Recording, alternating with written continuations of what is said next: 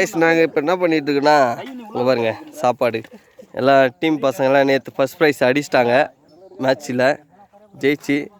அதனால் இங்கே பாருங்க இவங்க எல்லாம் வந்து நேற்று 10,000 ப்ரைஸு முதல் ப்ரைஸு அடிச்சிட்டாங்க. அதனால் வந்துட்டு இன்றைக்கி வந்துட்டு கறி விருந்து வெள்ளை சாப்பாடு ஆக்கிட்டாங்களா. இங்கே பாருங்க மிளகாத்தூள் எல்லாம் இருக்குது. இங்கே பாருங்க கறி போட்டு மட்டன் சுக்கா டுடே பயங்கரமாக சமைச்சிட்ருக்கோம் எல்லாம். ஒரு எல்லாம் பசங்க சிகரெட் அடிக்கிறானுங்க பாக்கலையே. உன்னை விட்டு ஒரு சமம் பண்ணால் நீ என்ன பண்ணுவ? கம்னூர்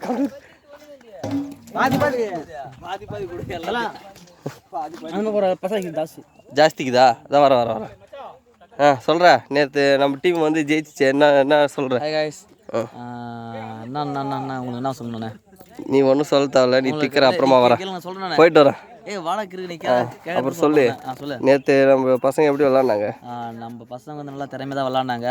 பரவாயில்ல, இந்த டோர்னமெண்ட்டு ஏதோ பசங்க எல்லாரும் திறம்படன் செயல்பட்டு நல்லபடியாக நடத்தி முடிச்சாங்க. அவர் வந்து பிளேயர்ஸ் கொஞ்சம் சொதப்பினாலும் கடைசி கட்டத்தில் வெற்றி நோக்கி பயணித்து ஃபஸ்ட் ப்ரைஸ் அடிக்க உதவாங்கன்னு நினச்சாக்கா சொதப்பிட்டாங்க. மனசு கஷ்டமாக இருந்தாலும் அதாங்க உண்மை.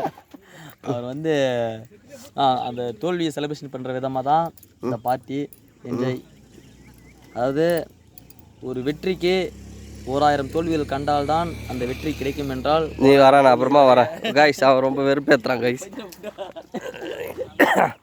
சதோஷ, நேற்று நம்ம மேட்ச் எப்படி இருந்துச்சு? மேட்ச் பற்றி சொல்ல.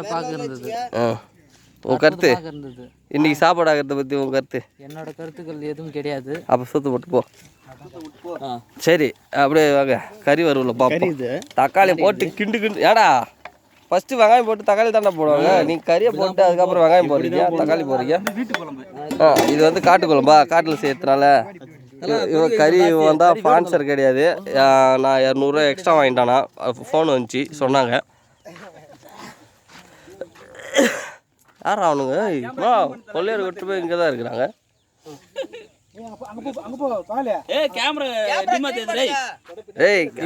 அது அப்படிதான். ஏன்டா ஆதி காலத்து ஃபோனில் எடுத்துட்டு இருக்கிறேன் வீடியோ பார்த்தா தெரியல.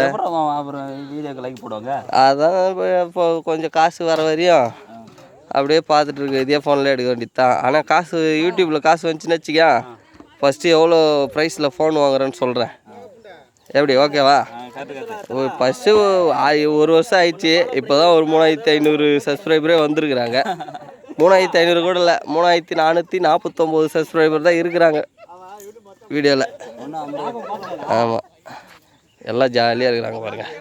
எல்லாம் நாளைக்கு எங்கே ஓடுன்னு தெரியாது வேலைக்கு. எல்லாம் மெட்ராஸு, சென்னை, பெங்களூரு அப்படின்னு சொல்லியிருக்குதுங்க.